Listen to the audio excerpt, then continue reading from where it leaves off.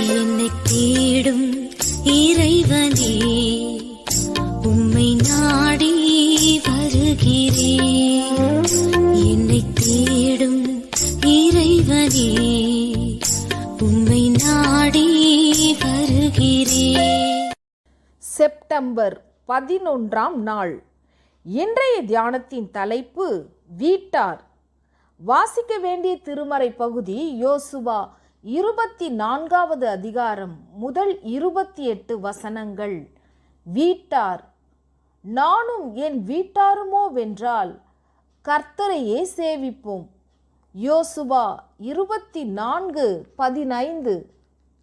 இந்த வசனத்தில் வீட்டார் என்ற சொல் குடும்பத்தாரை குறிக்கும்படியாக பயன்படுத்தப்பட்டிருக்கிறது. திருமறையில் பல இடங்களில் இவ்வாறு பயன்படுத்தப்பட்டிருப்பதை நாம் காணலாம். ஒன்றிரண்டு இடங்களை பார்ப்போம். முதல் நோவாவின் வீட்டார் பேழைக்குள் பிரவேசித்து அதன் நிமித்தம் பெரு வெள்ளத்தினின்று தங்கள் உயிரை காத்து கொண்ட செய்தியை வாசிக்கிறோம். காரணம், இந்த வீட்டாரின் தலைவனான நோவா பயபக்தியுள்ளவனாயிருந்தான். ஆபிரகாமுக்கு முன்னாலேயே விசுவாசத்தினால் உண்டாகும் நீதிக்கு சுதந்திரவாளியாயிருந்தான். எபிரேயர் 11:7. நீதியை பிரசங்கித்தான். இவனுடைய வீட்டார் பேரழிவினின்று பாதுகாக்கப்பட்டனர். அடுத்து கர்த்தரை சேவித்தவர்கள் யோசுவாவின் வீட்டார். யோசுவா எப்படிப்பட்டவன்? இவன் ஆவியை பெற்றிருந்தான். என்னாகமம் 27:18. கர்த்தரை உத்தமமாய் பின்பற்றினான். என்னாகமம் 32:11. கானானை பார்த்து வந்து விசுவாசத்தோடு அறிக்கை செய்தான். மோசேக்கு ஈடான தலைவனாய் இருந்து அவருக்கு பின் மக்களை வழிநடத்தினான்.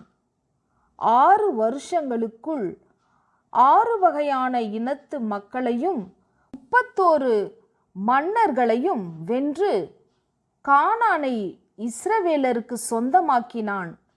இவன் உறுதியாக சொல்கிறான், நானும் என் வீட்டாருமோ என்றால் கர்த்தரையே சேவிப்போம் என்று.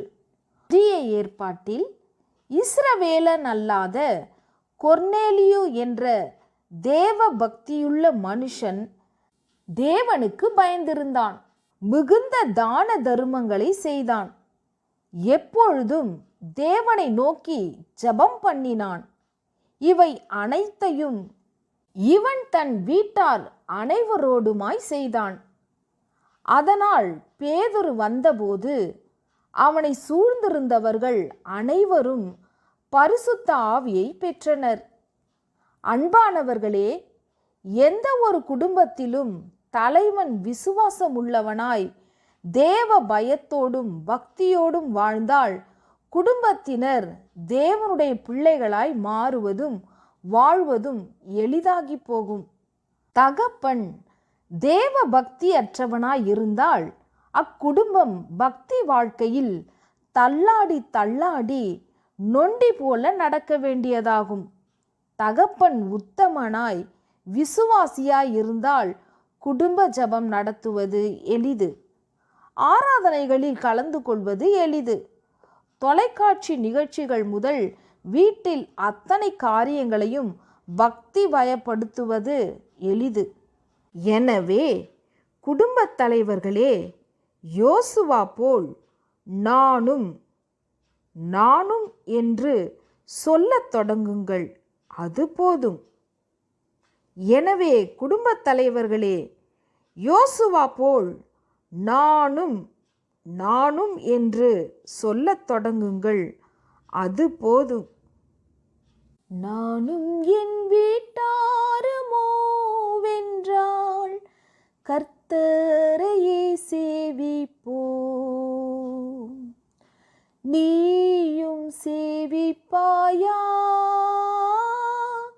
நீயும் சேவிப்பாயா? நானும் என் வீட்டாருமோ வென்றால் கர்த்தரையே சேவிப்போம்.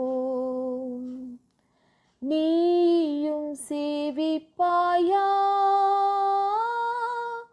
நீயும் சேவிப்பாயா. ஜெபம். இறைவா, குடும்ப சாம்ராஜ்யத்தின்